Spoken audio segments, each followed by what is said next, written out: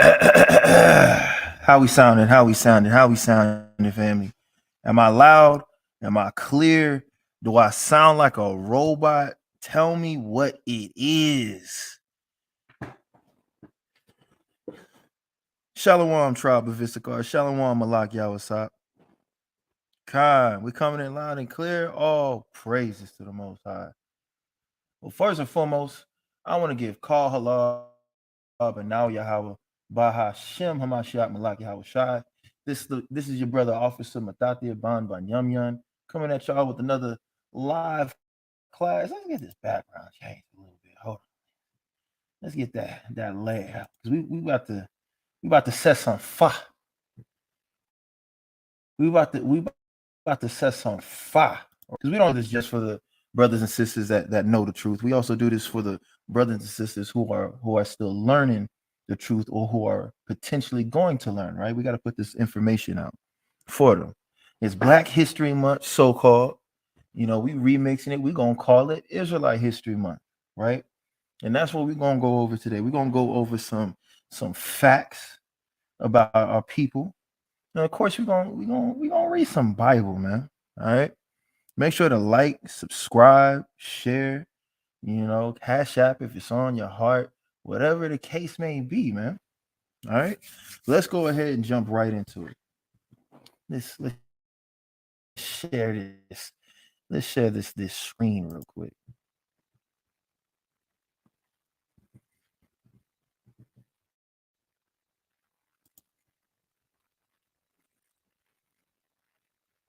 There we go. Stockholm syndrome, man. For those in the chat without reading the article that's up, who knows what Stockholm syndrome is? One in the chat if you know, two in the chat if you never heard of it.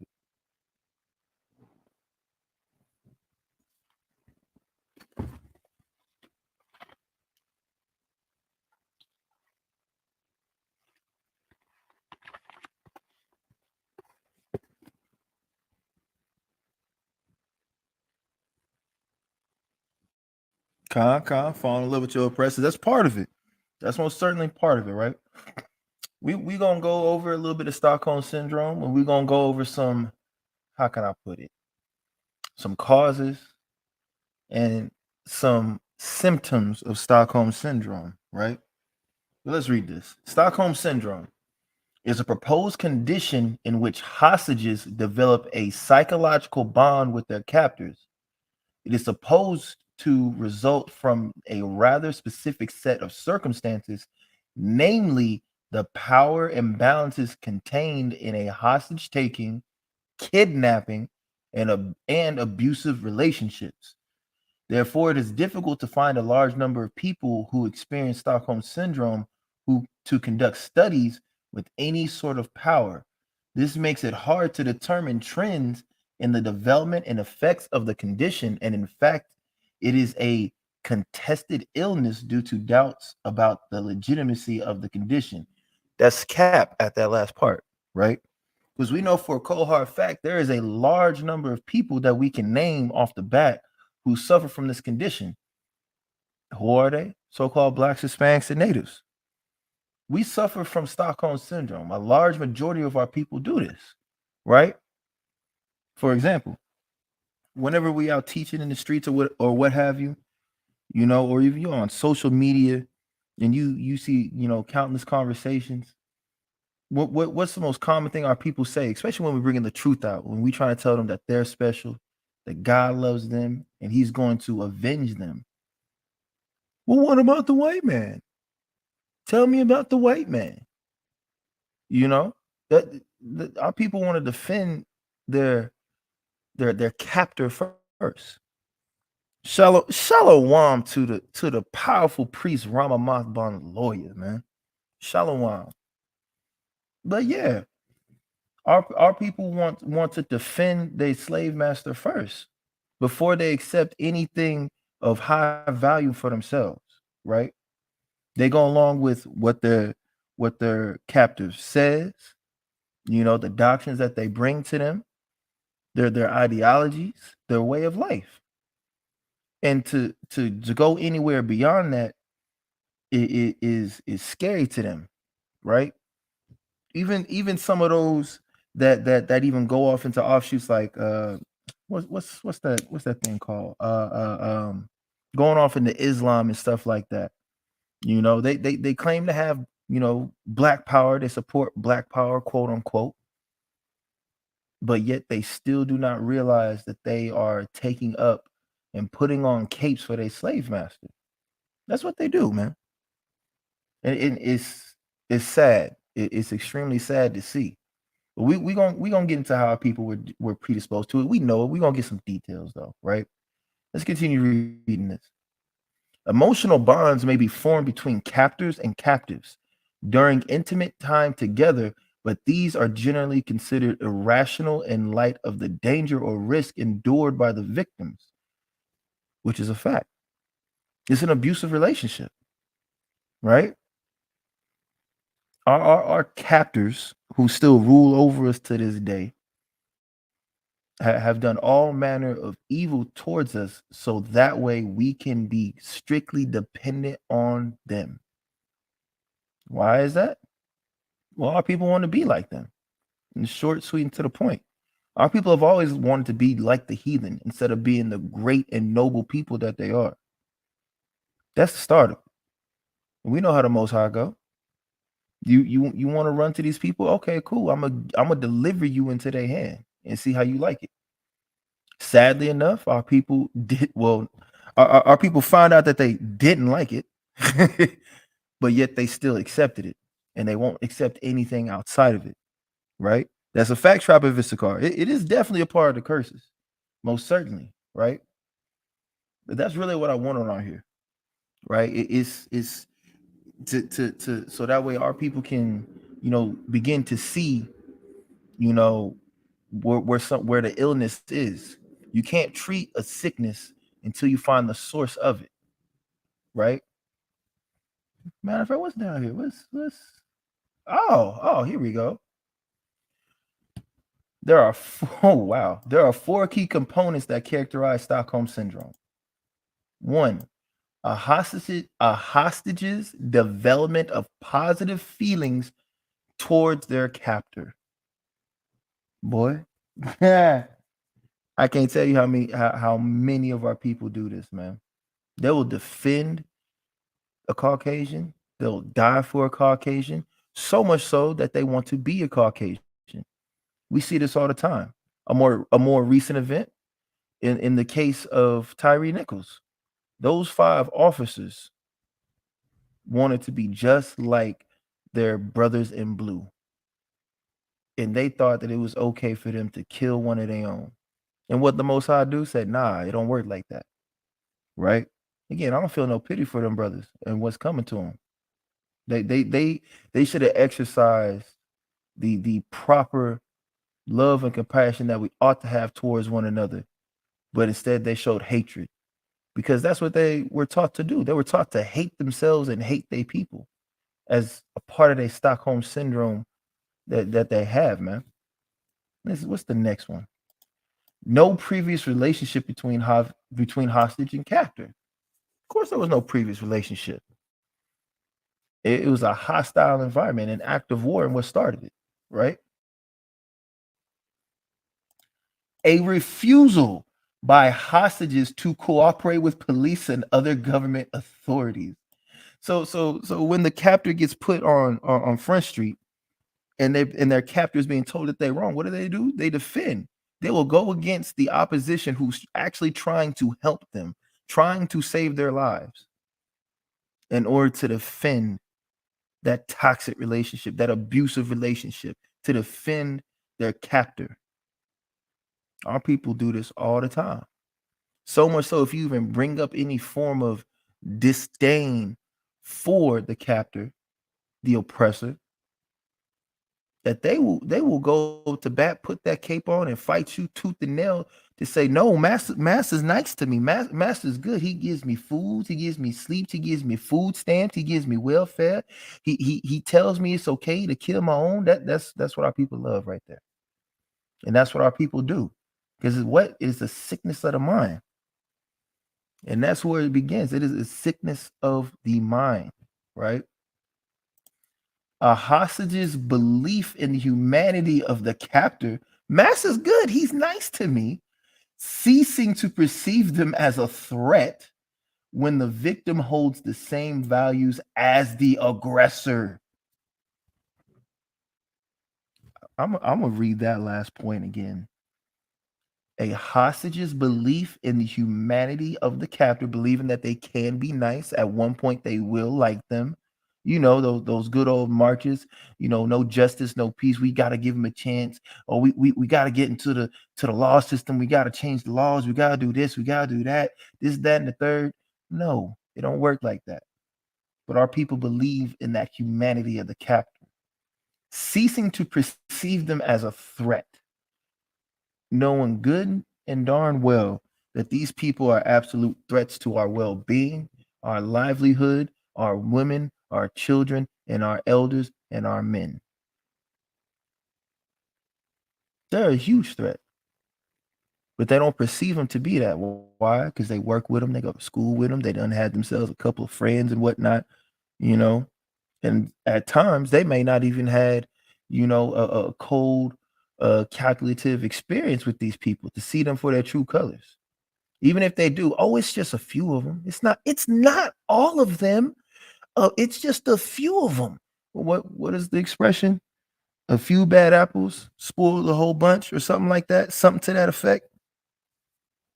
When the victim holds the same values as the aggressor, that's the kicker right there, right? Our people hold the same values as the same people who've raped, robbed, and murdered them, and they don't see it as wrong. Our people, there's a lot of our people, sadly, who don't see how wrong and sick Christianity is. They don't see how wrong America is for trying to push homosexuality on our children, or pedophilia on our children. A lot of our people are in somewhat agreement or don't even want to acknowledge that it's wrong, right? Or even if they do believe that it's wrong, they believe a less than harsh punishment should be given to those that do so. Shalom, Hosea, Israel, right? That's what that man, that's our people. Sadly enough, that is our people. Our people's our people, if you ask a so-called black person, black, Hispanic, or native, they'll agree with you that slavery was wrong. They'll say it was terrible, it was horrible. But at the same time, there's a lot of our people who still believe in the doctrine of Christianity, still believe in a virgin birth, still believe in a Trinitarian God that makes absolutely no sense whatsoever, right? And all the madness that comes with it. There's some that still believe that they're gonna get that 40 acres and a mule. Nah, fam, it's not gonna work that way. Let's get a little bit more on this and then we'll move on. The term Stockholm Syndrome has also been used to describe the reactions of some abuse victims beyond the context of kidnapping or hostage taking.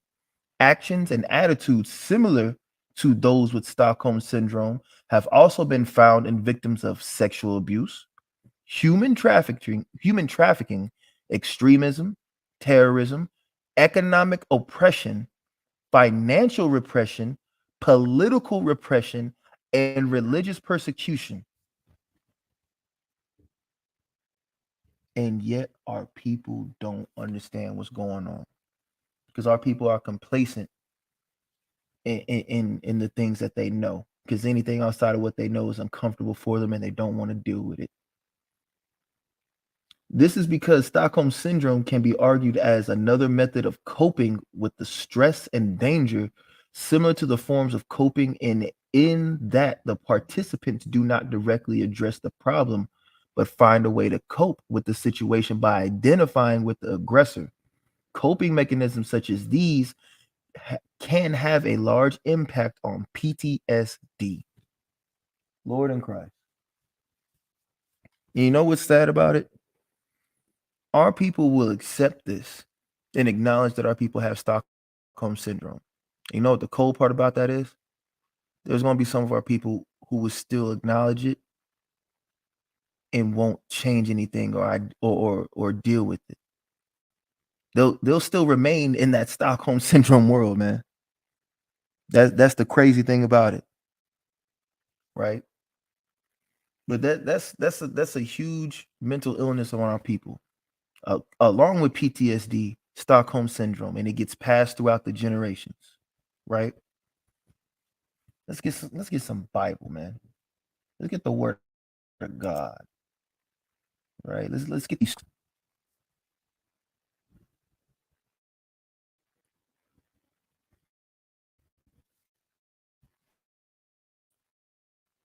Old Northern Kingdom, brother. Hold on. Hold on. Let me. I was just bringing this out last week at camp, and the old Northern Kingdom man was calling me crazy, man. Hey, to be honest, I'm not surprised, King. I'm not surprised at it at all whatsoever. Why? It is it's our people. Sadly enough, it's our people. We got to deal with it. You know, we have no choice but to tell them the truth. What they do with it from that point is up to them, right? We can fight tooth and nail. We could talk to them till we blue in the face. If our people ain't gonna get it, they ain't gonna get it. They may not get it that day. Lord willing, they get it later down the line. But I learned a good while ago. Sometimes you just gotta let that person go. They lost in the sauce. And we're gonna get to that. We gonna get to that. Watch. This is the book of Second Timothy, chapter 4 and verse 3. This is one of my favorite verses. Hold on. Wait a minute.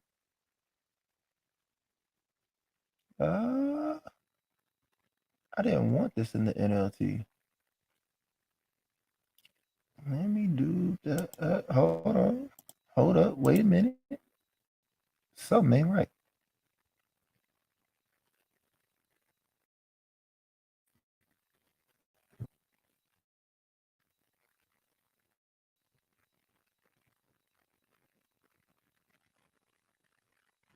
Here we go. Second Timothy chapter 4. We're gonna start at verse 1, right? In case there's a Christian that pop and say, see, they gonna read in context. I charge you therefore before God that the Lord Yahweh Shah HaMashiach, who shall judge the quick and the dead at this appearing and his kingdom. Preach the word, be instant in season, out of season, reprove, rebuke, exhort with all long suffering and doctrine. That's what we do. Those of us that go on the highways and byways and teach, or even when we post live class, we go out there in season, out of season, right? Guarantee you, Friday, depending, like, if it's not too hellish outside, I'm gonna be out there with a powerful priest in downtown Fort Worth, man. And then that Saturday, we're gonna be out there in Dallas, pushing his work in season, out of season. You feel me? Verse 3. For the time will come when they will not endure sound doctrine. That's going on right now. It's been going on for a long time. Our people don't want to endure sound doctrine at all. Our people want to believe a lie. Our people don't want the truth. They're like, I don't know if that video ever got dropped, but there was a good couple months ago. I want to say it was the summer of last year. I tried a little tactic. I was asking, our people, it's like, hey, would you talk? Can I tell you a lie real quick instead of the truth? I got more reactions. I had more conversations by talking to brothers and sisters with the premise that I would tell them a lie versus me telling them the truth. To be honest, it was very sad. Of course, eventually, I did that to sneak the truth up in there, but still, our people would rather hear lies because they don't want to endure a sound doctrine, right? Let's read that again. For the time will come when they will not endure sound doctrine, but after their own lust shall they heap to themselves teachers having itching ears. Our people do that now. Our people will go off into chematology, Egyptology, be all up into Islam, Buddhism, Christianity, Catholicism, being an autotheist, align themselves with Satanists, be agnostic, be atheists, or whatever it is. They want to do everything except for actually listening to the truth that belongs to them. Listen to some truth about themselves, their family, their heritage, and their people. They don't want to hear it. They want to go find teachers of lies that will fill their own lust, things that they want to hear. Right? Our people don't want to hear the things that's actually good for them. Right? Our people want to hear the things that are bad for them because they like it. Right? Verse 4. And they shall turn away their ears from the truth and shall be turned unto fables. You see that? Our people don't want the truth. Again, I got more reactions from brothers and sisters telling them that I was going to lie to their face. And I did the opposite. I asked them if I could tell them something true. And you know what they did? They kept walking. It's a sad world for our people. It is. But Lord willing, more people wake up. Verse 5. But watch thou in all things, endure afflictions, do the work of an evangelist, make full proof of thy ministry. That's what we're supposed to do. Those of us that's in this truth, man. Even though it's we gotta suffer our people for a minute, to be quite honest with you. And I ain't gonna lie. Dealing with our people, especially when they want to act the way they act, we all know what we're talking about. When we're trying to have just a regular conversation, they turn it to something else. They get upset, they get offended at something small or whatever it is, or they want to defend their master, right? We gotta endure that, right? Brothers have been spat on, have had hands put on them, have had to defend themselves, have had guns put on them. We gotta endure these afflictions, man. But we gotta keep doing this work no matter what, right? All for people who don't want to hear it. And it's always rewarding when you get that 1 to 2, maybe 3, maybe even a small family. Those be the greatest moments where they actually listen to the doctrine. But not even just that, they just take a moment to actually take in and listen, not hear, but listen to the truth. And it actually takes root in them, right? Which, if you haven't seen that video of when Officer Yajadiah was talking to the elder sister with the most beautiful head of wool that I've ever seen in my life, you need to go watch it. We do it for small moments like that, right?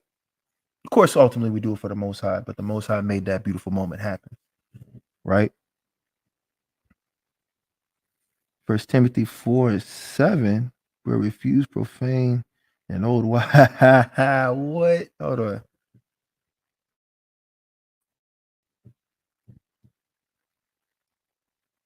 That's 2 Timothy. Oh, that's 1 Timothy that you posted. Man, you over here playing with my dyslexia, tribe of Issachar. I'm over here looking like, hold on, bro. Same chart. That's not what that say. Oh man, hey, look, I tell you, you don't find out that you slightly dyslexic until you get older sometimes. I guarantee you. I'm pretty sure I'm an undiagnosed ADD and dyslexic person on some type of level. But no, that's a fact. Like the brother said, 1 Timothy 4:7, but refuse profane and old wise fables and exercise thyself rather unto godliness. That's what we're always supposed to do. That's what we ought to do, and that's what we're trying to get our people to do, right? Those of us that have ears to hear and eyes to see. A lot of our people don't do so.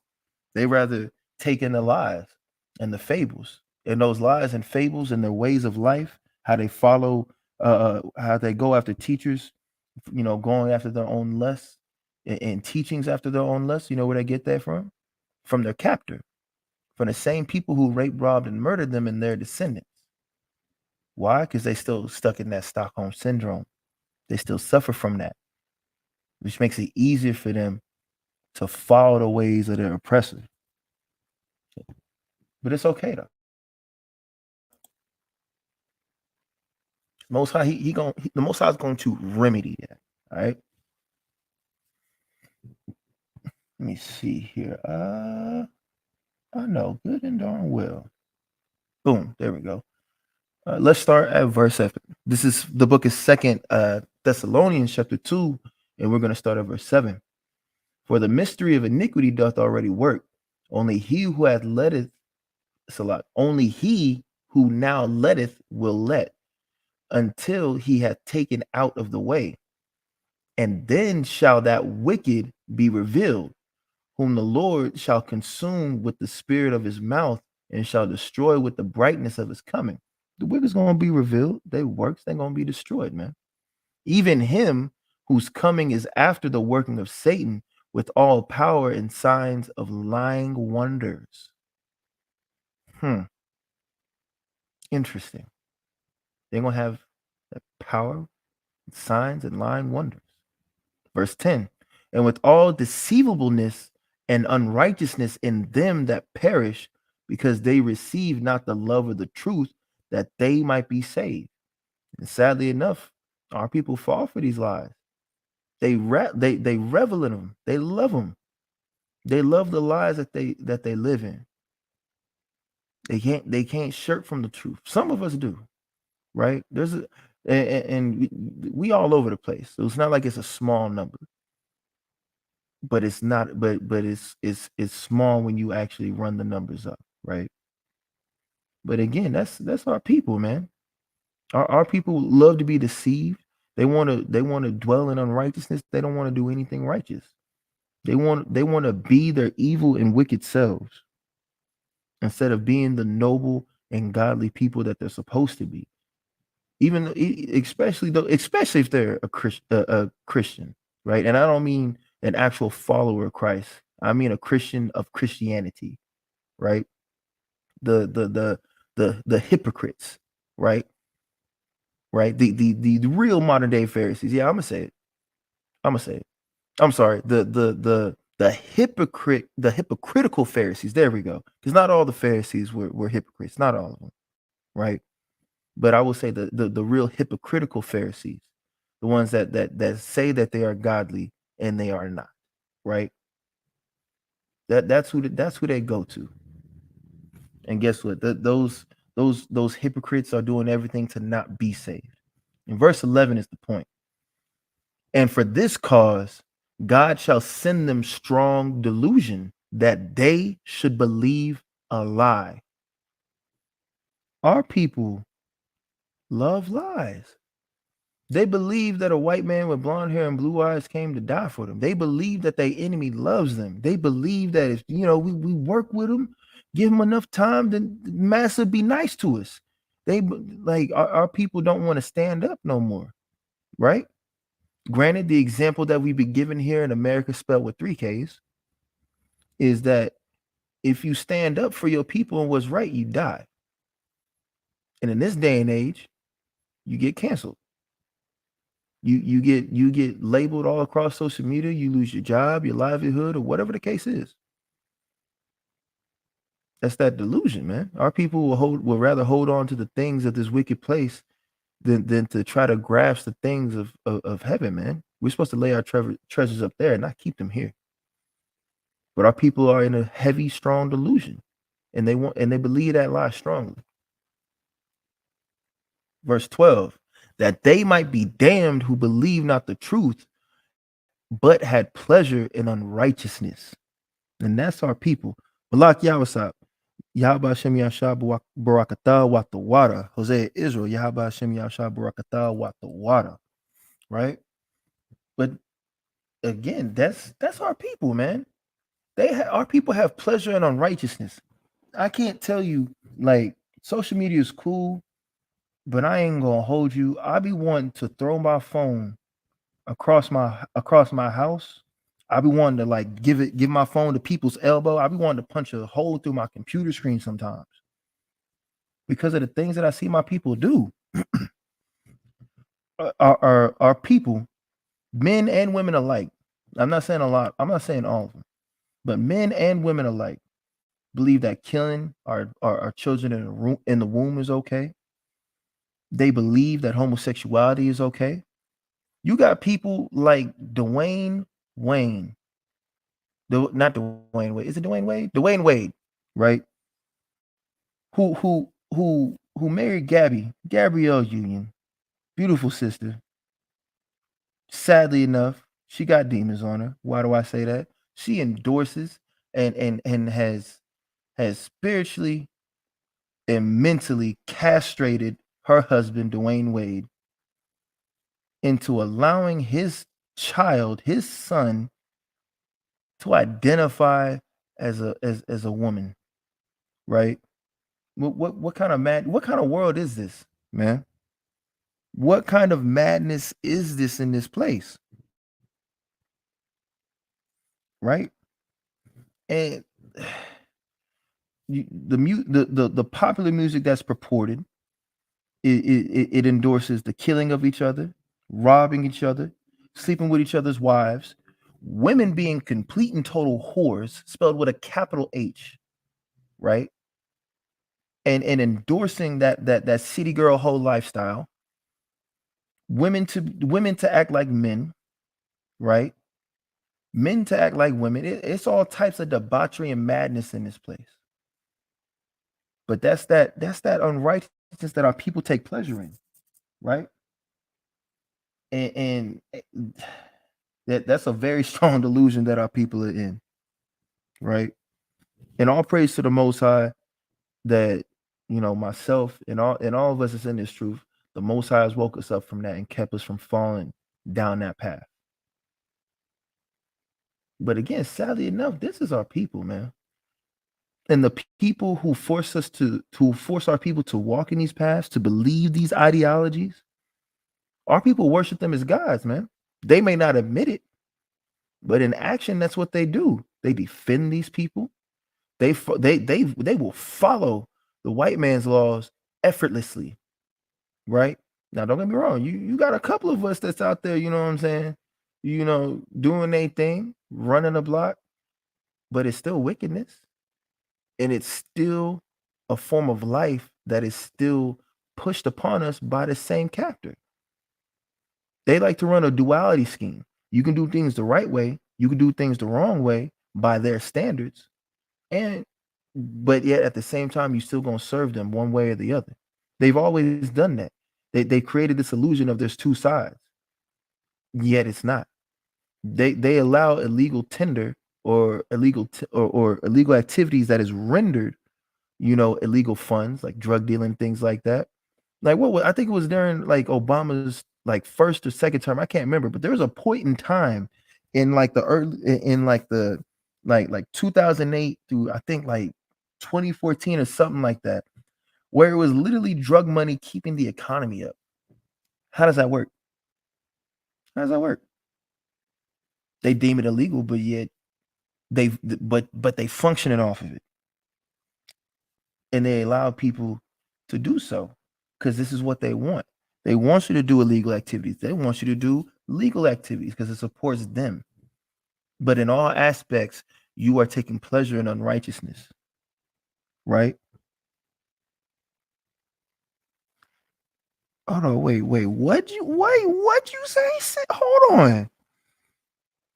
And called his son by the girl name, got the ex-wife arrested for disagreeing with their son because what? Bruh.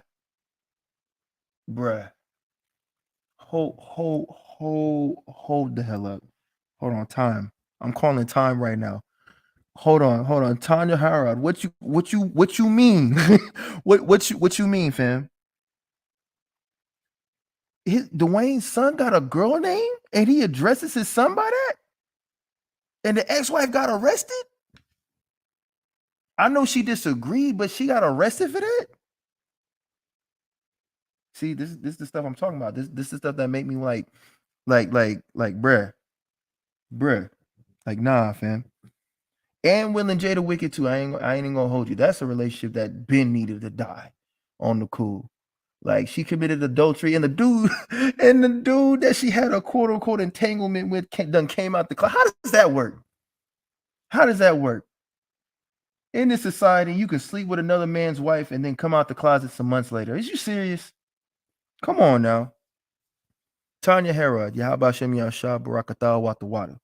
Like, is you serious? Like, nah. Like, see, again, this is what I'm talking about. I be on social media sometimes, especially on TikTok. Like, what I've been seeing lately on TikTok, I don't know what a cis male is, but you got discussions on are trans women. No, they're not. They're not. You have a woman who has a uterus, breasts, and can cultivate the sperm that fertilized an egg in order for it to grow into a fetus and into a baby and be born. And then you have a man who produces testosterone, who has testicles, and can get a woman pregnant. Like like it's madness. And then you got homosexual Christians on there saying it is being gay immoral. Yes, it is. 1,000% is. But these are the things that are on social media, and guess what? Our people are heavily ingrained into social media. 9 times out of 10, you're gonna see our people chilling on a date with somebody, and they're gonna be on their phones. Where's the communication at? Our people are glued to the phones, and you know what's on that phone? On them phones, aside from and you got information. We in our portable devices that we call people and text on is more computing power than we had in years in the palm of our hand. And what do our people use it for? For idiocracy, right? That's what our people do. They use it to be simple. They use it to propagate immorality, to take pleasure further into unrighteousness, right? And to agree with people that have those like minds. Of course, we use it to, push that righteousness, right? There's a way to use a tool. A lot of our people use that tool incorrectly, right? And what I mean by that is, when they purport madness and ridiculousness. There ain't nothing wrong with entertainment. You know what I'm saying? I still be watching a whole slew of brothers and sisters who do comedy skits, podcasts and whatnot, just to see what our people are really keeping up with. We got to be grounded and keep up with our people and see what they into. Speaking of that, if you did not see the interview that Chief Priest Alazar Bonloya, aka the Gorilla Hebrew, had on No Jumper, you tripping? It's posted. Go watch it after this. I was about to say go watch it now. I'm gonna bring that up after the class. But make sure you go watch that interview later on. It was powerful, absolutely powerful. Right? That's a shame. And that's another thing as well. You got our people who men and women. It's men and women. You got ancient men and you got ancient women. Excuse my language, right? But you have, and again, it's all the curses. Deuteronomy 28:54 and verse 56, right? Women using children to get back at their man because they're mad and jealous because they left them and whatnot. And you got men, just not even caring, right? Again, it gets to a point where we got to call it quits and actually start with some reconciliation. Both sides are hurt, but that's not being purported. It's always finger pointing, right? It's always a blame game. But we don't want to acknowledge our offenses towards each other. We don't want to acknowledge our offenses towards the Most High God. Hence why we're still trapped in that strong delusion that we believe a lie. Hence why people don't want to believe the truth and they have pleasure in their unrighteousness because they don't want to acknowledge that they did wrong. I hear all the time, women don't want to take accountability. Blacks, Hispanics, and Native Americans don't want to take accountability. How about that? It starts with us as a people taking accountability. That's where it started at, man. Right? But let's continue. Let's get some more Bible. Because again, our people worship their captors as gods. As a matter of fact, I do live on the side, right? There's a lot of our people that don't know that their last names show that they are still owned by the slave master, that their last names are the last names of their slave owners. I had a conversation with a young brother, 17 years old. Smart brother, smart young man. He's doing everything in his power to take care of his mother. You don't see that a lot in a lot of young men. I applauded that young man, right? And you know what? If you watching this, brother, I am talking about you. This is the same Lyft driver that dropped you off a couple nights ago. If you see this video, man, Beautiful conversation, and my hat off to you for doing all you can to take care of your mother. It's a beautiful thing, right? But he didn't know that his last name comes from his slave owner. He didn't know that, right? A lot of our people don't even know that, and if they do, like, yeah, whatever. That don't bother you. It don't bother you that a part of your name shows that you are still owned. Our people love it because our people look to these people as gods. Our people look to everything that they do to so that way they can walk towards their their horrible dark black light, right? That's what our people is doing, man. They worship their gods, they worship their idols, they do everything that their slave master and their captor does. It's an abusive relationship, and our people don't know how to get out. And guess what? The only person that can get them out is the Most High God, right? But let's read. Let's read about the idiocy of our people and their idolatrous nature towards their captor.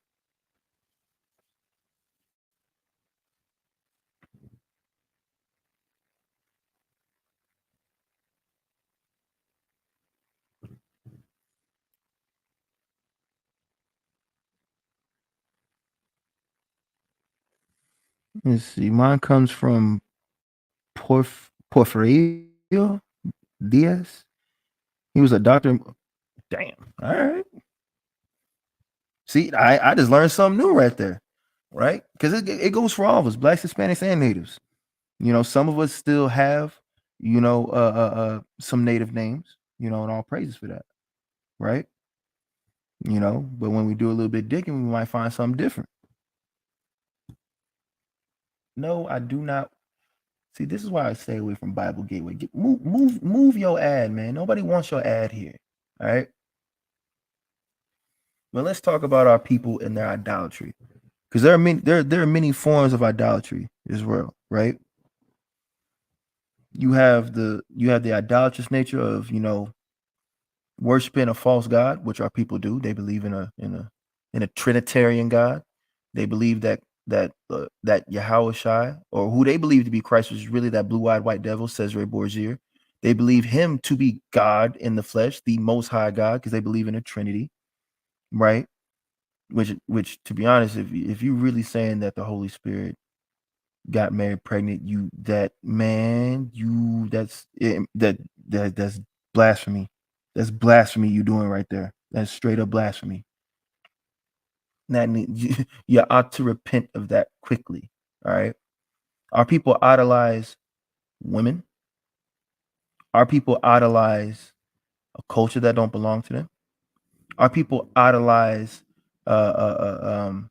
jewelry, fictitious things. They idolize cars, jewelry, money. People. One of the biggest shows in America was called American Idol. Sad. Growing up as a kid, there was let me see. Yep, Porfirio Diaz was reestablished slavery. He was a high level devil. Hey man, all praises that he's dead. Okay. And look, a curse to anyone with the mindset of Porfirio Diaz. All right. Porfirio Diaz es el diablo.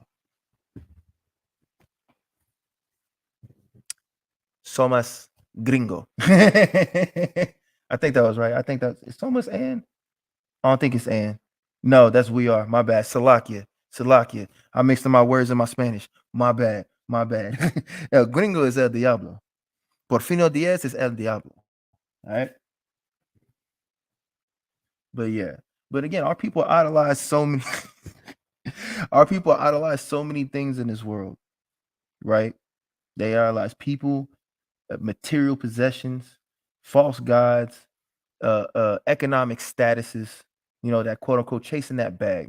And again, I remember when I was a kid, when they would ask the question, "Oh, what do you want to be when you grow up?" Even they even ask the question, "Well, who's your idol? Who do you idolize?" And it's all and for all the black kids, for the most part, If it wasn't Martin Luther King, if it wasn't George Washington Carver, it was somebody in entertainment, like a rapper, or someone in sports. Every single time, our people want to be like,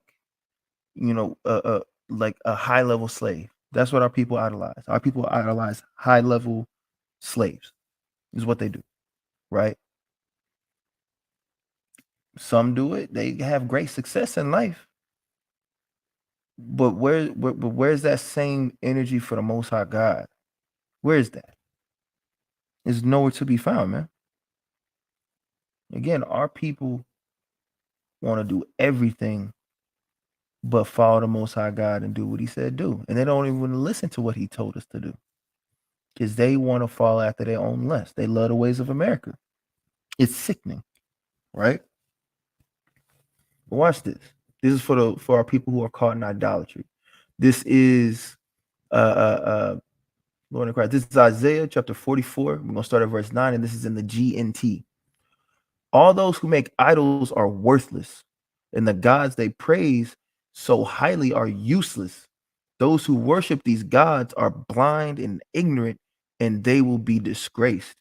Straight up facts. It's a disgrace to do these things, man. The people who make those idols, they're worthless. The idols are worthless, and the people that made those idols are worthless, right? Verse 10. It does no good to make a metal image to worship as a god. Everyone who worships it will be humiliated. The people who make idols are human beings and nothing more. Let them come and stand trial, and it's a lot. Let them come and stand trial. They will be terrified and will suffer disgrace, which is a straight up fact. They're gonna suffer that disgrace and they're gonna be terrified. And like we say on the streets, man, you're gonna know that you stood in front of a prophet that day. When you see everything happen, like, hold on, bro, what them dudes was saying was right. By that time, you ain't gonna find us. We ain't gonna be on the streets no more. You're gonna be kicked off the internet by then. You're gonna be trying to scrounge up something, right? You're gonna be like Adam and Eve trying to sew them leaves together, put doctrines together, make yourself look like you tried. Nah, fam, it ain't finna happen. Verse 12: the metal workers take a piece of metal and works with it over a fire. His strong arm swings a hammer to pound the metal into shape. As he works, he gets hungry, thirsty, and tired. Talking about the person who makes the idol, right? It's work to create, your American idol, right? It takes time and effort to idolize somebody, a thing, a possession. It takes time. It takes it out of you, right? Verse 13. The carpenter measures the wood. He outlines a figure with chalk, carves it out with his tools, and makes it in the form of a man, a handsome human figure to be placed in his house. Now wait one gosh darn minute. What's a idol in a human figure that we can all think of that's in most of our houses? Somebody put in the chat. Who name me one idol. Name me one idol that we're gonna find in an average Black, Hispanic, and Native home of our people that's in the world. Somebody put it in the chat. Give me an idol, right? And it's not just your house shot. It's not just your house shot. Trust me, it's not. I'm sorry, Cesare Borgia, Salakia. I'm talking about Cesare Borgia. That's one of them. Okay, Brown Hornet put Buddha. Yeah, I've definitely seen it in a couple of our households. Give me another one. Somebody give me some more, man. You got St. Judas. Yeah. Who else? Who else we got? Who else we got in our households, man? The Christian cross. That's another idol right there. What else we got?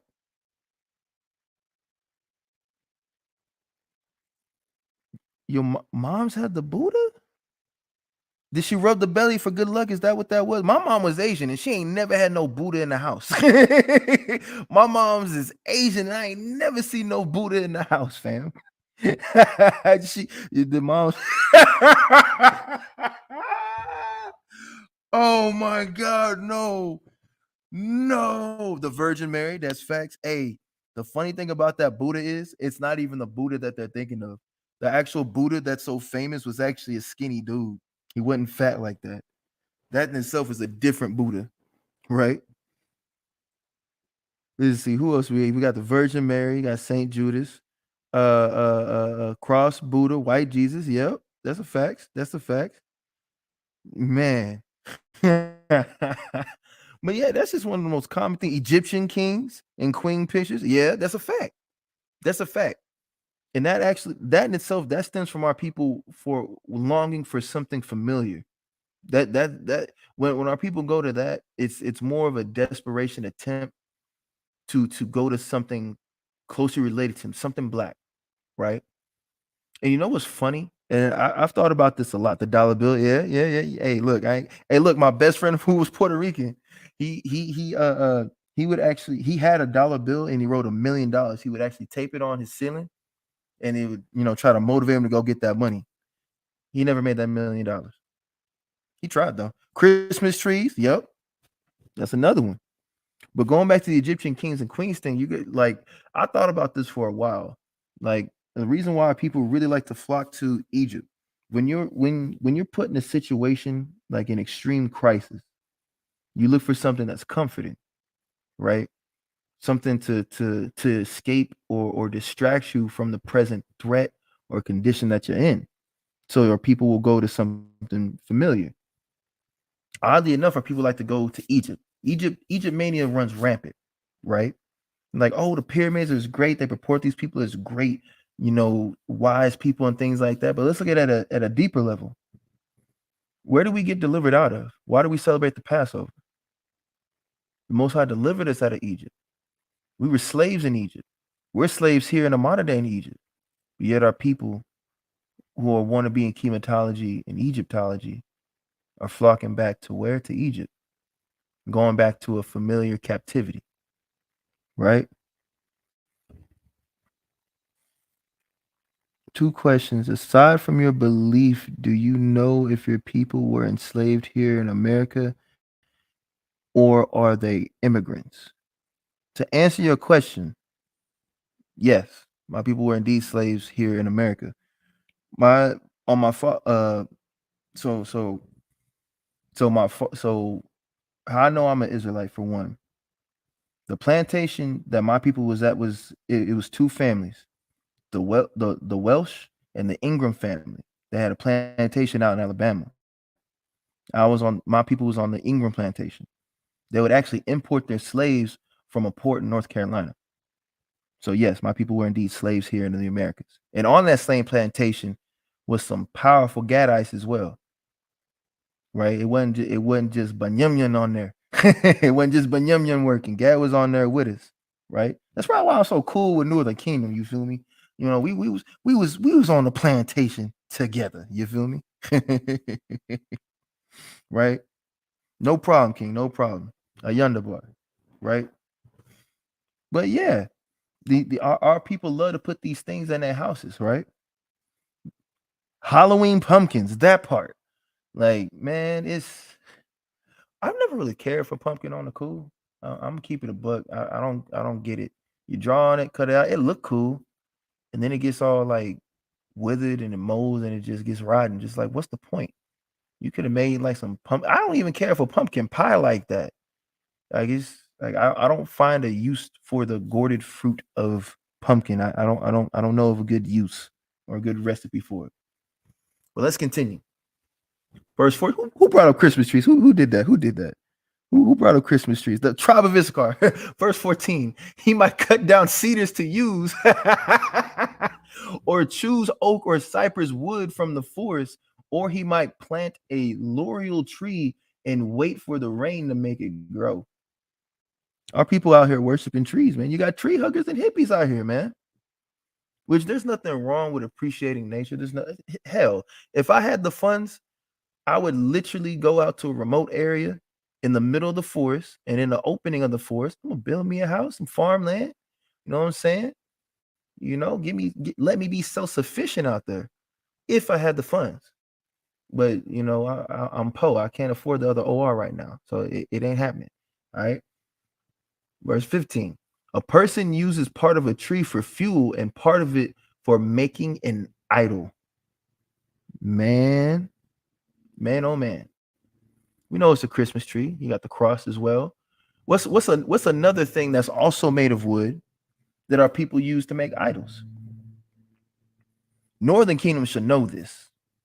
Northern Kingdom should definitely know this. What Northern Kingdom in the chat? What's another idolatrous item that is typically made of wood that is found in most Northern Kingdom, specifically the so-called Hispanic or Latino side of, yeah, there you go, there you go, Malak Yawasab, rosaries. See that? I ain't gonna lie, when rosaries was fashionable at one point, I ain't gonna lie, I was a teenager, I ain't know no better. I just thought it looked cool. I ain't pulled no females. I threw that away. After months of trying with it, I threw it away. Okay, it did not help at all. I only wore it because that's what was hot. That was the fashion then, right? They tattoo them on the, yeah, our women and men do that. You feel me? I've seen it. Like I've seen women get the tattoo of it, like actually like wrapped around their hand like they praying or something. It's madness, right? Verse 16. With some of the wood he makes a fire, he roasts meat, eats it, and is satisfied. He warms himself and says, "How nice and warm! What a beautiful fire!" The rest of the wood he makes into an idol, and then he bows down and worships it. He prays to it and says, "You are my God, save me." What do our people do? Do they do that to a T? Somebody might. But our people will worship these idols and save me and say, "Save me, man." Right? That's what they do. Hell, in the Catholic Church, what's that thing called? Where you go into that where you go into that little 2-person box and it's got that little screen divider, a confessional, right? You go to this little box. There's a pedophile on the other side, and you confess your sins. And he tells you to, throw like 6 Hail Marys and something. I don't even know what a Hail Mary is. Like I really don't. Like what like this it's weird. Like every time I heard that, I'm like, so you playing football in the Catholic Church? Like, do I just like grab a football, like go along and say like, "Lord, forgive me," or something like that? Like, come on, let's be real. It makes no sense. It makes no sense. As a matter of fact, just thinking about that, Catholics worship Mary. They turn Mary into an idol. I know we mentioned it earlier, but they seriously turned Mary into an idol. And with that virgin birth doctrine, a lot of our people who believe that virgin birth doctrine, they turn Mary into an idol. That's what they do, man. And it's sick and sadistic. Okay. But these false idols, that Birkin bag ain't gonna save you. You loving a white man ain't gonna save you, right? You idolizing somebody not gonna save you. None of these mortal finite things are going to save you. Black, Hispanic, and Native man. They not. Only the Most High God can save you. And you better worship him in truth and in spirit. Because the Most High God himself is a spirit.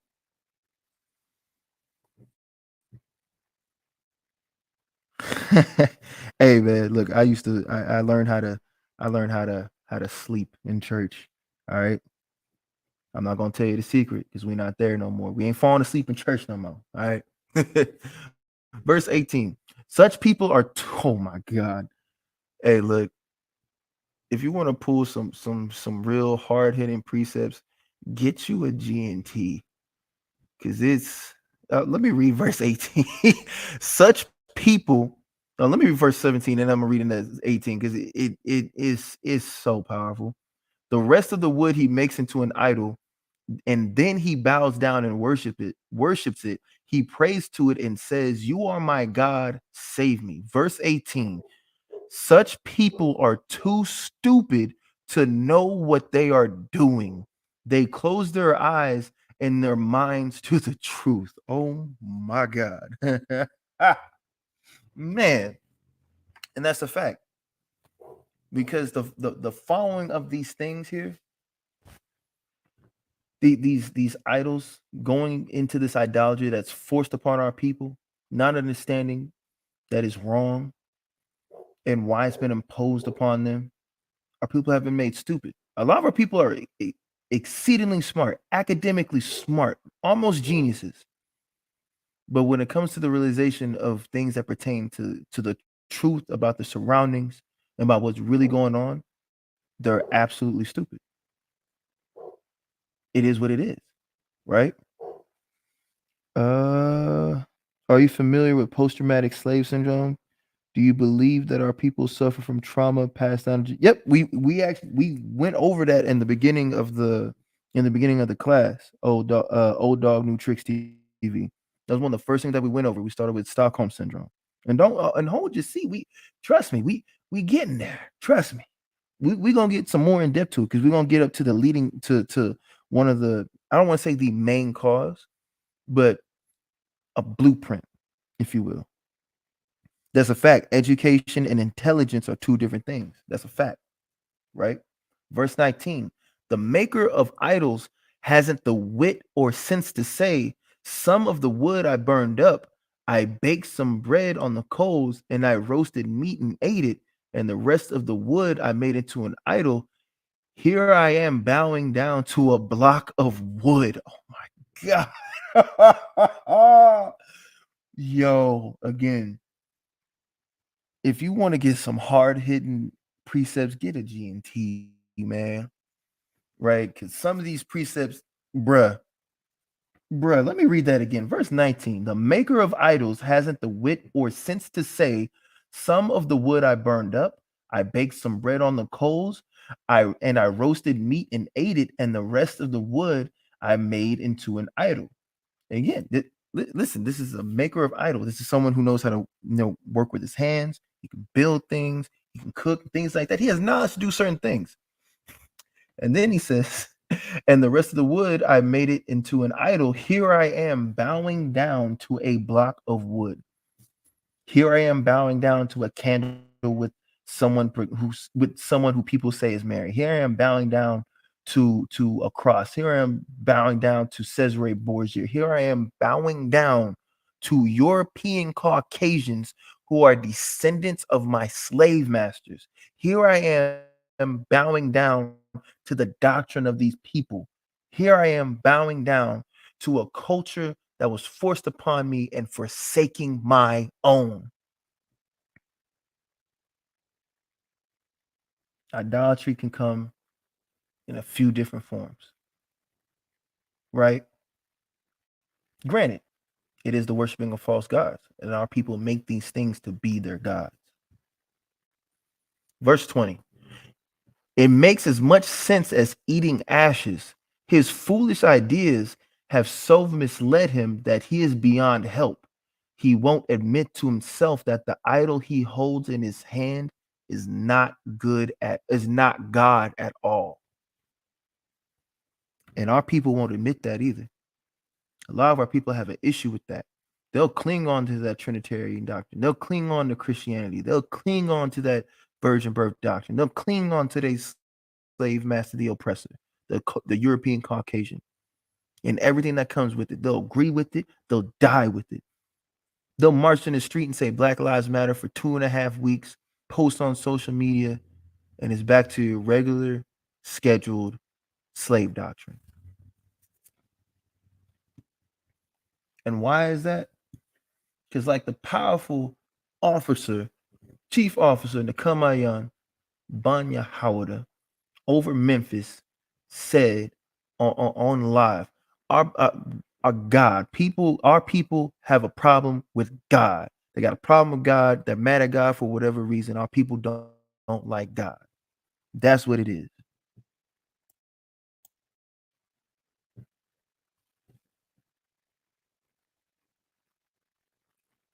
This is Jeremiah chapter 2 and verse 25. Withhold thy foot from being unshod, and thy throat from thirst. But thou sayest, there is no hope. Our people feel like there's no hope in this place, man. It's a fact. Shalom, Sicarii San Francisco in the chat, right?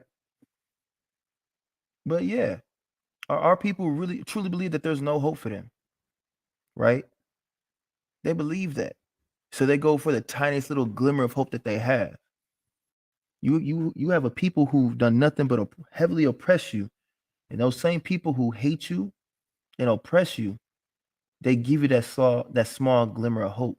That's where that Stockholm syndrome comes in, right? I forgot who gave the example, but I think I forget who it was, but kind of like how a pimp trains one of his hoes. You know what I'm saying? Beats her and whatnot, and then when that's done, he cleans her up, licks her wounds.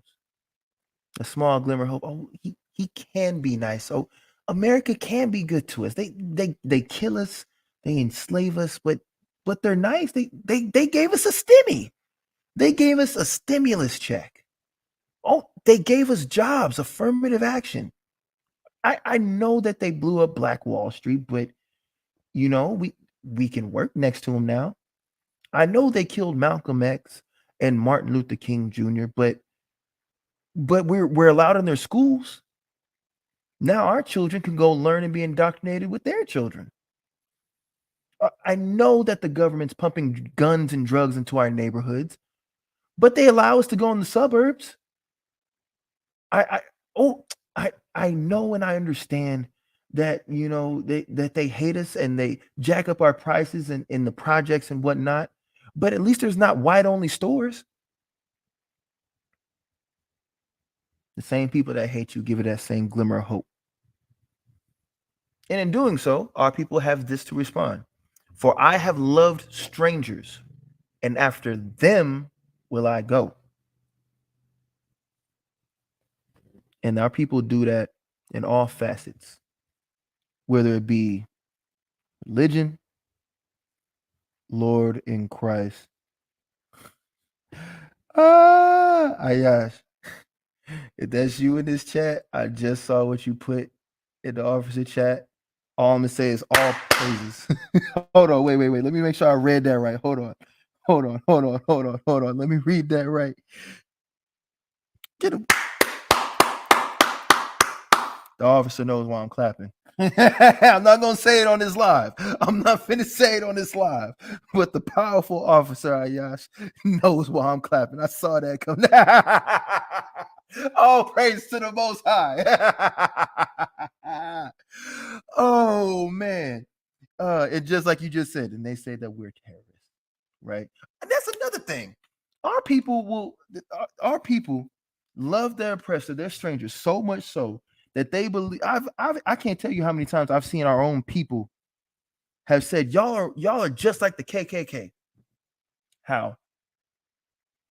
Name one time,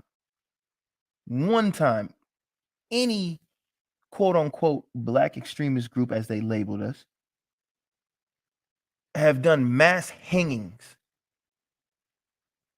have dragged a European Caucasian out into the middle of a field, beat them, castrated them, and hung them in a tree, set them on fire, burnt the cross in their front yard, shot up a school, shot up a supermarket, went into an all-white congregation church and shot up the church, and then was later taken. I can't say Burger King. Then was later taken to church's chicken. Name me one time. I'll wait. But our people will agree and say that we're extremists and that we're wrong, or the same old. One of the classic responses that they give us: y'all aren't doing this the right way. Y'all are out here yelling and this and that. Y'all aren't doing this the right way. Well, how are we supposed to do it? Like, should we act like the slave master and use violence, horrific, detestable, degradable violence to prove our point? Our people are lost, man, and it's sad. They suffer from Stockholm syndrome so much that when they see that small glimmer of the truth, it scares the living hell out of them. and they want to cling and hold on to their slave master and their ways. The people who they look up to, because they allow them to live after they lust, after the ways that they've been taught, right? We have an identity crisis mixed in with trauma and mental illness. You guys seem smart enough to create a new path for our people versus appropriating a culture that truly isn't ours. Create something new just like our true ancestors did. They made something out of nothing. Well, I mean, we're coming back to our identity, man. We're coming back as the Israelites that the Bible speaks of. So if anything, we're reclaiming who we are, and that's a fact. We do need healing, right? And sometimes a part of that healing is a very rude wake up call. You know, I'm not saying we physically do it, but sometimes when we get at our people, sometimes you got to grab our people by the shoulders. I'm talking spiritually, shake them up. You know what I'm saying? A couple front hand, back hands. You know what I'm saying? Wake your dumb A up. Sometimes they get it, sometimes they don't. It is what it is, right? That's appropriate. Well, hold on. The Nation of Islam appropriated a culture that belongs to the biblical Ishmaelites. The biblical Israelites are who Blacks, Hispanics, and Native Americans are, right? We're not appropriating anything. We're reclaiming what was stolen from us. There's a huge difference. The people who appropriated our identity are known. Well, I'm not going to say their name over here, but we call them the small hats, right? They got the weird curly cues, the weird little small hats. And if you're in New York, you know what they got under that hat, man. I'm not talking about the small hat. I'm talking about the big hat. We know what's on. We know what's under that kufi. All right, we know what's under that hat, man. Right? What our people have appropriated are the ways that were forced upon us. That's why we call ourselves Blacks, Hispanics, Natives, African American, Latino American, all types of madness, right? So again, we not appropriating nothing. We're reclaiming what belongs to us. We belong to the Most High God, Yahweh. He told us this, and he told us how to love him and to love each other. And our people forsook those ways, which is why we're in the predicament that we're in today. So, Old Dog New Tricks TV, we going back to our old ways. That's what we doing, right?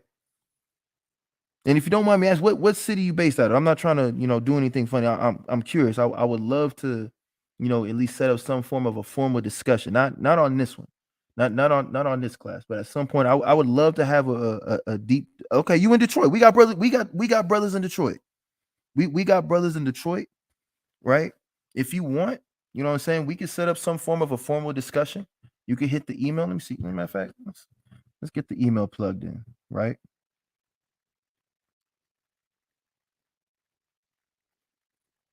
I believe this is the email. I believe. Hold on, let me make sure. I want to get the right email. Because like I said, you seem like a brother with some knowledge and wisdom.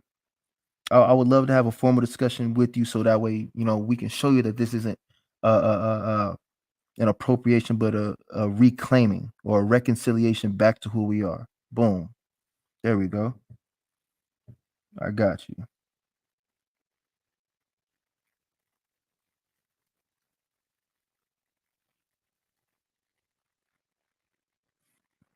That part, Sicarii San Francisco. We didn't make something out of nothing, brother. Old Dog New Tricks. I just put the email in the chat. Hit that email up, brother. Hit that email up. Let's set up a formal discussion. Let's talk about it at some point, right?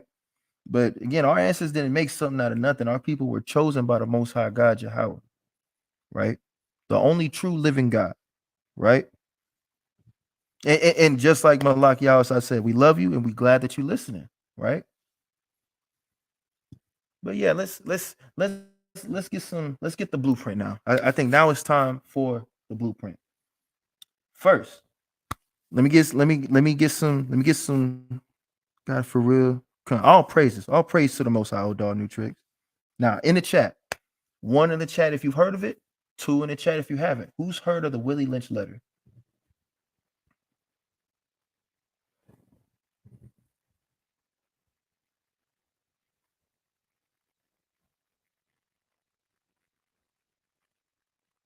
Malaki outside. You heard of the Willie Lynch letter? Okay. There we go. Okay, all praises. All praises. Now who's read it? No, it's definitely authentic. It's definitely authentic, brother. The evidence is in the conditioning of our people, right? Let's read it.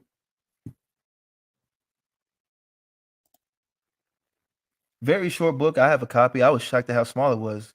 Like I didn't realize, like I thought it was like a pretty nice little thick book, but no, it was like the copy I got is like 12 pages. I was like, what? Tanya Harold, you haven't read it or heard of it. Okay, all praises. So this is gonna be edifying for Miss Tanya in the chat and those who've never heard of it. On that aspect, we might have to agree to disagree, but let's read what's in the Willie Lynch letter and let it speak for itself, right? And again, this is beautiful. If you've never heard of it or never read it, this is beautiful. So this speech was delivered by Willie Lynch on the bank of James River in the colony of Virginia in 1712. Lynch was a British slave owner in the West Indies. He was invited to the colony of Virginia in 1712 to teach his methods to slave owners there. The term lynching is derived from his name. And this is how it starts. Greetings, gentlemen. I greet you here in the bank of in the bank of the James River in the year of our Lord 1712. First, I shall thank you, the gentlemen of the colony of Virginia, for bringing me here. I am here to help you solve some of your problems with slaves. Your invitation reached me on my modest plantation in the West Indies, where I have experimented with some of the newest and still the oldest methods for control of slaves. Ancient Rome would envy us if my program was implemented.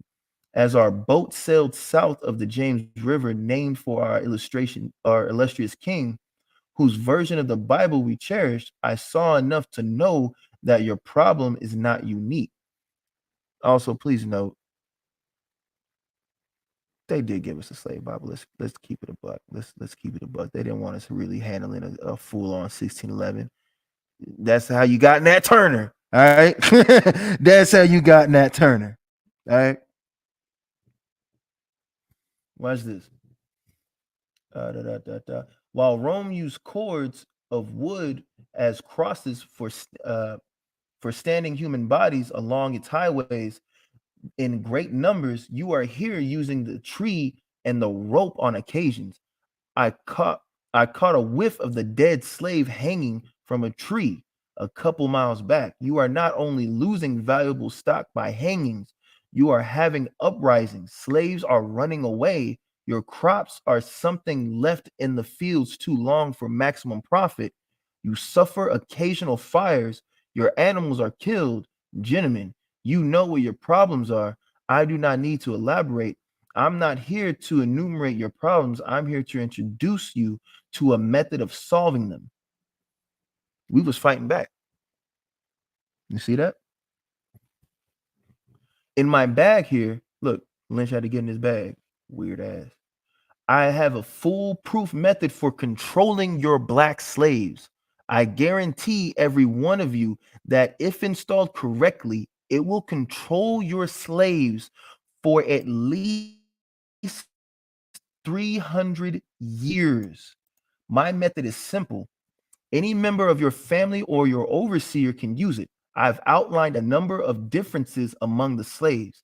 I take these differences and make them bigger. I use fear, distrust, and envy for control purposes. Are these not things that our people deal with now? Fear, distrust, and envy? Wait, what? Your grandfather got slapped in the face by a Catholic priest for reading the Bible and leaving the church? Hey, bro, on the cool, I ain't gonna lie, y'all. What's up? Did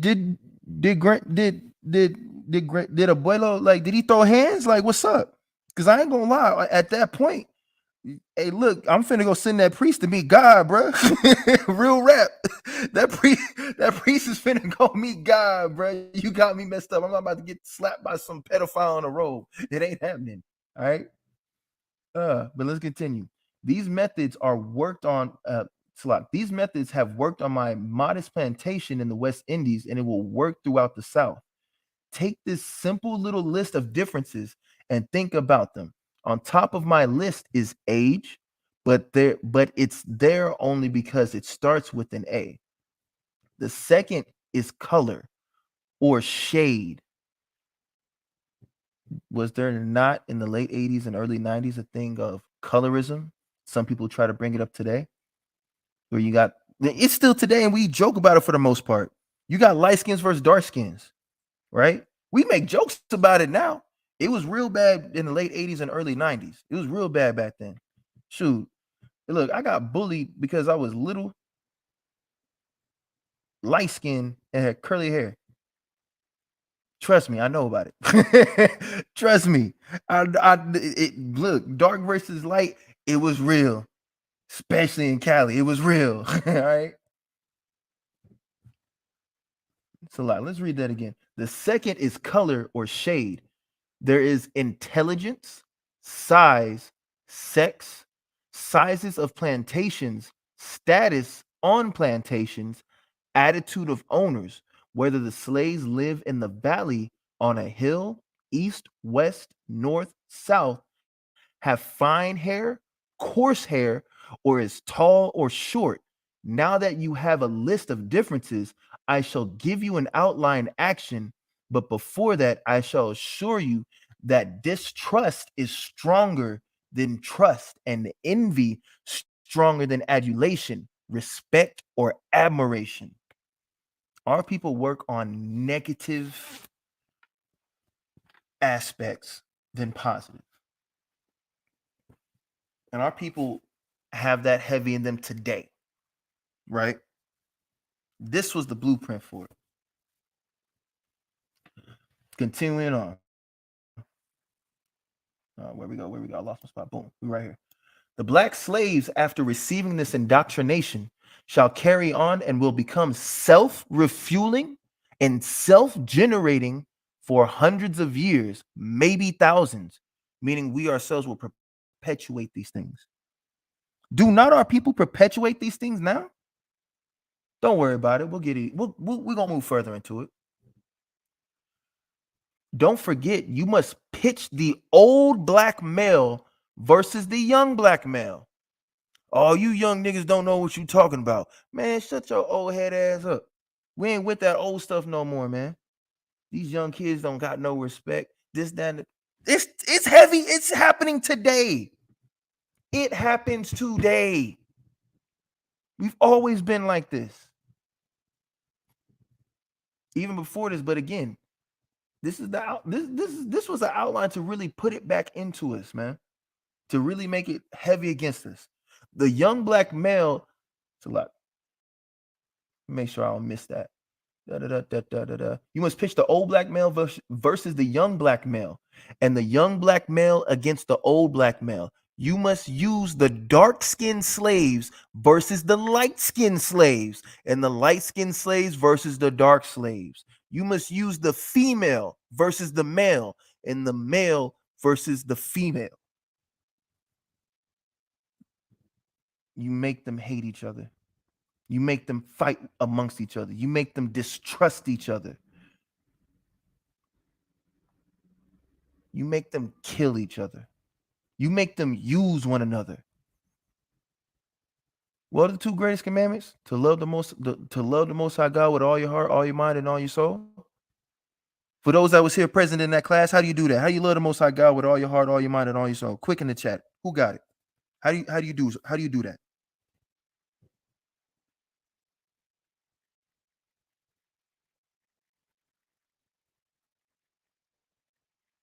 I know somebody got it.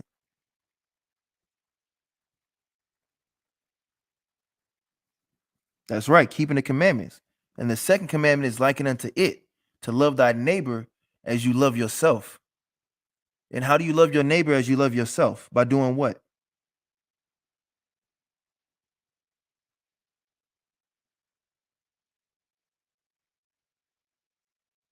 Keeping the commandments. That's right. Keeping the commandments. All of what we just read in this ending in this excerpt of the paragraph or this letter is literally us hating each other, using each other, distrusting each other. That's not loving yourself or loving your neighbor as yourself. That's you hating your neighbor. And if you don't love your neighbor as you love yourself, you're not keeping the commandments, meaning that you are not loving the Most High God. We are self-refueling and self-generating hatred towards one another and hatred towards the Most High God. All in the same blueprint. Right? Get some water. Continuing on. You must also have white servants and overseers who distrust all blacks. It's a fact. We call them Karens now and Carls, police officers. But it is necessary that your slaves trust and depend on us. They must love, respect, and trust only us. What did we read earlier about Stockholm Syndrome? How they trust the captor, love the captor, defend the captor, fight everybody else that comes up against their captor. Continuing on. Gentlemen, these kits are your keys to control. Use them. Have your wives and children use them. Never miss an opportunity. If used intensely for 1 year, the slaves themselves will remain perpetually distrustful. Next part. Let's make a slave. So we about to see how they made a slave. It was in the interest and business of slaveholders to study human nature, and the slave nature in particular, with the view to particular results. I and many of them attained astonishing proficiency in this direction. They had to deal not with earth, wood, and stone, but with men, and but with men, and by every regard they had for their own safety and prosperity, they needed to know the material on which they were to work conscious of the injustice and wrong they were conscious of the injustice and wrong they were every hour perpetuating, and knowing what they themselves would do were they the victims of such wrongs. They were consistently looking for the first signs of the dreaded retribution. Look at that. These people are scared for retribution. They still are. They were watched, therefore, with skilled and practiced eyes, and learned to read with great accuracy the state of mind and heart of the slave through his stable face, usually sobriety, apparent abstractions, sulliness, and indifference. Indeed, any mood out of the common was afforded ground for suspicion and inquiry. Frederick Douglass' Let's Make a Slave is a study of the scientific process of a man breaking and slave making. It describes the rationale and results of the Anglo-Saxons' ideas, methods of ensuring the master-slave relationship. Let's Make a Slave, right? Is this the excerpt? Hold on. Is this? I think this is just the actual excerpt. This was not part of the Willie Lynch letter. Oh no, never mind. Slot. It is getting back to that. My bad.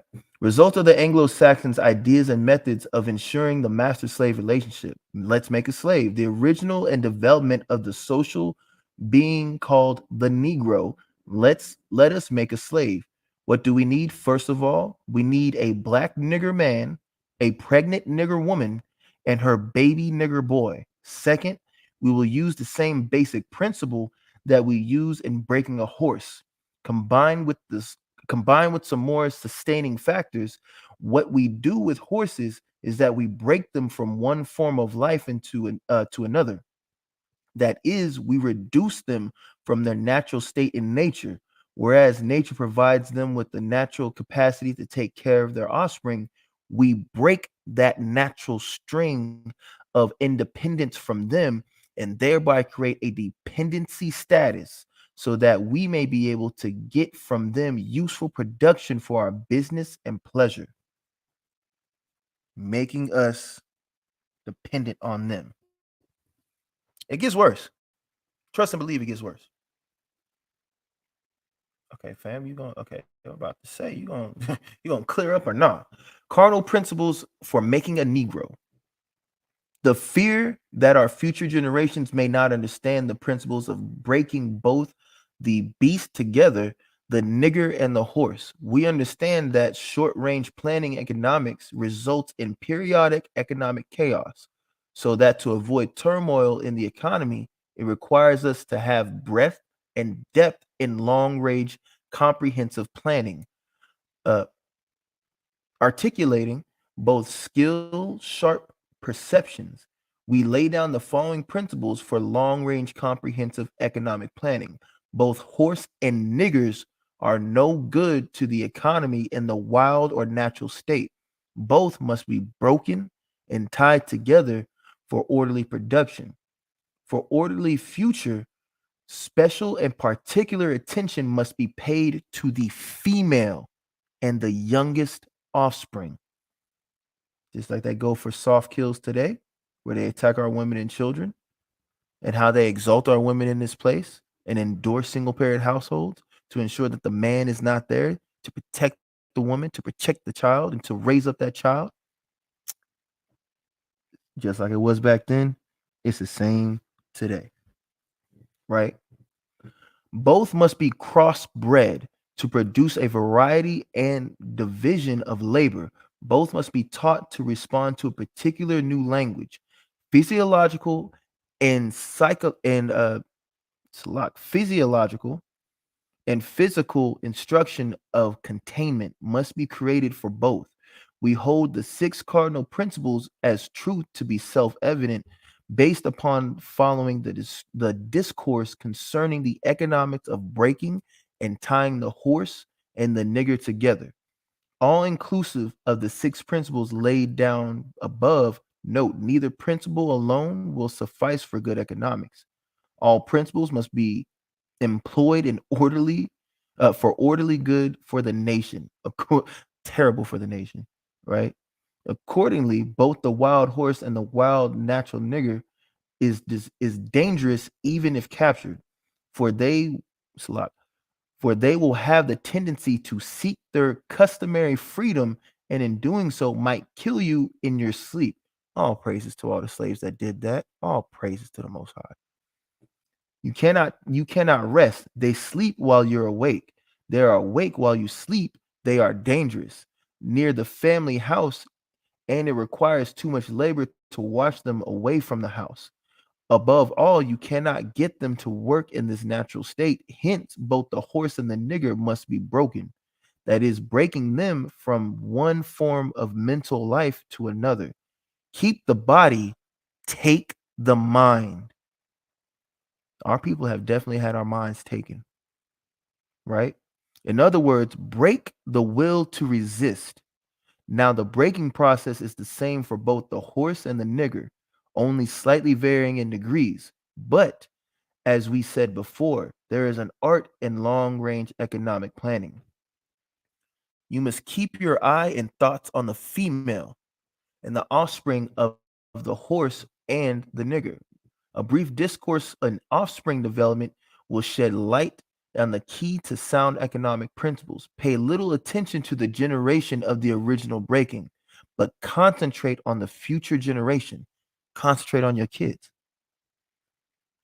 Aren't they teaching our children that homosexuality is okay? Aren't they teaching our children that a boy can be a girl and a girl can be a boy, and to not seek after and to not seek after truth and to only go after lies? It starts with the children. They indoctrinate our children at such a young age. They do it now and they did it then, right? Therefore, if you break the female mother, she will break the offspring in its early years of development. And when the offspring is old enough to work, she will deliver it up to you, for her normal female protective tendencies will have been lost in the original breaking process. For example, take the case of a wild stud horse, a female horse and an already infant horse, and compare the breaking process with two captured nigger males in their natural state. The pregnant nigger woman with her infant offspring, it's a lot, with her infant, she becomes very gentle, whereas you or anybody can ride her in her comfort. It's a lot. I missed the spot. My bad. A pregnant nigger woman with her infant offspring, take the stud horse, break him for limited containment, completely break the female horse until she becomes very gentle, whereas you or anybody can ride her in her comfort. Breed the mar and the stud until you have the desired offspring. Then you can turn the stud to freedom until you need them again. Train the female horse whereby she will eat out of your hand, and she will in turn train her infant horse to eat out of your hand also. When it comes to breaking the uncivilized nigger, use the same process. Don't our women eat out of the hands of our slave masters now? Yes, they do. Use the same process but vary in the degree and step up the pressure so as to do a complete reversal of the mind. Take the meanest and most restless nigger, strip him of his clothes in front of the remaining male niggers, the female and the nigger infant, tar and feather him, tie each leg to a different horse, faced in opposite directions, set him afire, and beat both horses to pull him apart in front of the remaining niggers. Levi jeans. The next step is to take the bullwhip and beat the remaining nigger males to a point of death in front of the female and the infant. Don't kill him, but put the fear of God in him. And don't our people fear these people like they should fear God? For he can be useful for future breeding. See that, man? This I hate reading this thing. I really do. We're only gonna read a little bit more. You can look this PDF up online, but we're gonna read just a little bit more. Right, the breaking process of the African woman. Take the female and run a series of tests on her to see if she will submit to your desires willingly. Test her in every way because she is the most important factor for good economics. If she shows any sign of resistance and submitting completely to your will, do not hesitate to use the bullwhip on her to exact the last bit of, and it does actually call her bitch, out of her. Take care not to kill her, for in doing so, you spoil good economics. When in complete submission, she will train her offspring in their early years to submit to labor when they become of age. Understanding is the best thing. Therefore, we shall go deeper into the area of the subject matter concerning what we will produce here in this breaking process of the female nigger. We will reverse the relationship. In her natural uncivilized state, she will have a strong dependency on the uncivilized nigger male, and she will have a limited protective tendency toward her independent male offspring. Don't that sound like something? It's a lot. I lost my spot. Boom, there we go.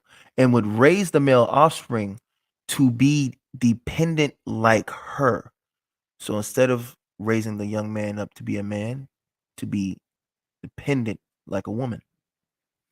Nature had provided for this type of balance. We reverse the nature by burning and pulling a civilized nigger apart and bullwhipping the other to the point of death, all in her presence, by her being left alone, unprotected, with the male image destroyed. The ordeal caused her to move from her psychological dependent state to a frozen independent state. The independent woman was born here. In this frozen psychological state of independence, she will raise her male and female offspring in reverse roles. For fear of the young male's life, She will psychologically train him to be mentally weak, independent, but physically strong. Because he has become psychologically independent, she will train her female offsprings to be psychologically independent. What have you got? You got a nigger woman out in front and the nigger man behind and scared. This is the perfect situation of sound sleep in economics before the breaking process. We have to be alert, on guard at all times.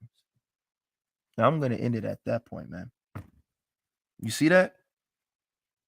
You mean to tell me this ain't got nothing to do with today? You have gender roles being flipped. Weak-minded men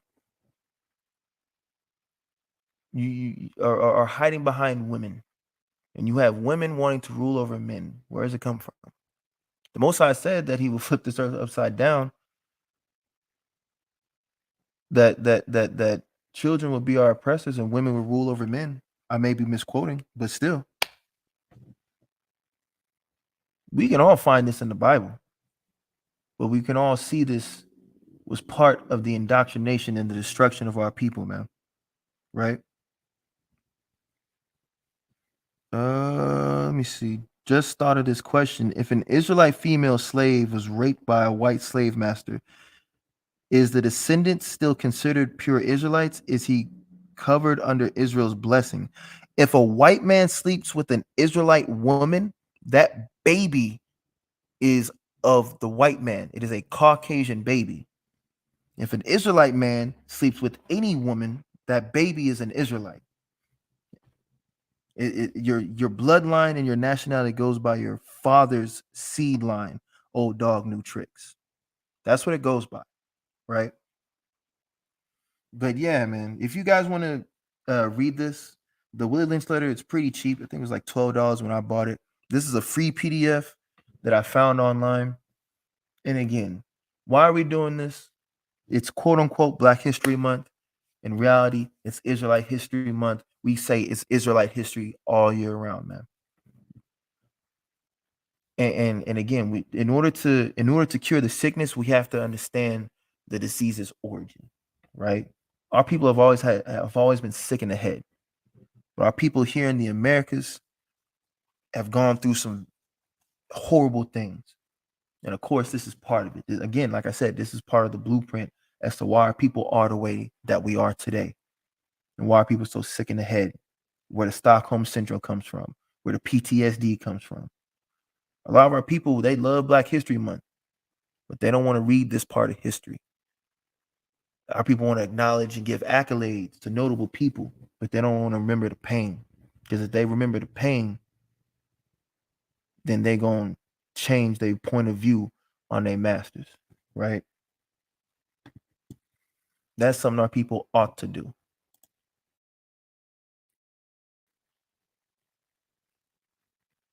Get this up out of here. But with that, I want to give no problem, brother. No problem. Hey, be sure to hit the email, SICARRIDallas@gmail.com. That way we can set up a formal discussion. You know, I would love we would love to have a conversation with you, build, you know, and see where you at, you know, and give you this truth, man. And give you this truth. And that's right. Not just Judah, Malak, Yahweh. Judah is strong. All the 12 tribes is strong, man. We've been enduring madness just like this for a millennia, man. Right? For a millennium. It's northern kingdom and southern kingdom, man. None of us had an easy walk, right? The conquistadors wasn't doing anything less than this. They was wreaking havoc just the same, man. But with that, I want to give Kal Halal, Abanaw Yahweh, Bahashema Mashiach Malaki Hawashai, Shalom.